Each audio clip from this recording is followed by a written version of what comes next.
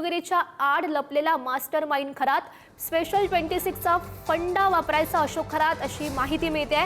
भक्तांनाच बनावट income tax अधिकारी बनवायचा अशोक खरातचा आणखी एक धक्कादायक कारनामा उघड झालाय आणि यावेळी तर त्यांना थेट स्पेशल 26 चित्रपटाचा फंडाच वापरल्याचं समोर आलंय।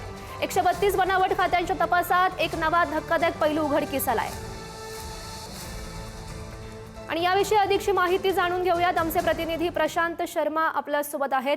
प्रशांत, आपण बघतोय खरातचा आता नवीन कारनामा समोर येतोय, काय अधिकची माहिती आहे या संदर्भातली? बाबा एक आणि कारनामे अनेक असंच म्हणावं लागेल। अशोक खरातचे जे आहे नवीन नवीन कारनामे समोर येत आहे।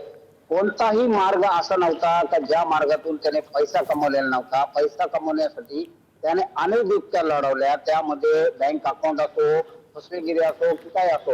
मात्र आता नवीन एक वेगळा जो त्याचा फंडा होता तो समोर आला आहे।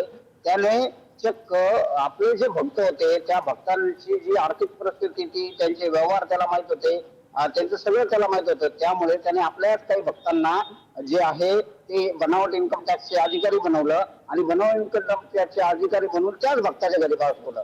यानंतर भक्त जो होता तो इन्कम टॅक्सच्या फेऱ्यात गुंतला, त्यामुळे तो बाबाकडे जायचा, बाबाला सांगायचा की मी ह्यात गुंतलोय। मग बाबा त्याला घेऊन जो आहे, अशोक खरात त्याला घेऊन जो आहे तो कुठे बाहेर जायचा, कधी तिरुपतीला जायचा आणि त्या दरम्यान ह्या 2-3 दिवसाच्या दरम्यान ही सगळी सेटलमेंट व्हायची।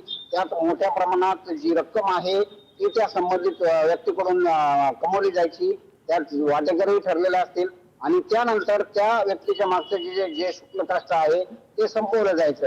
अशी ही त्यांनी जी ट्रिक आहे ते वापरलं जातं समोर आता आहे।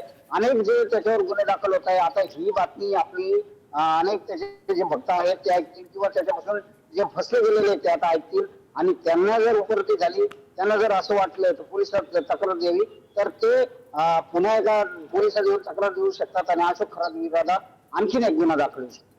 नक्कीच प्रशांत, खरं तर हा धक्कादायक असा हा प्रकार म्हणावा लागेल। धन्यवाद दिलेल्या या सगळ्या सविस्तर माहितीसाठी।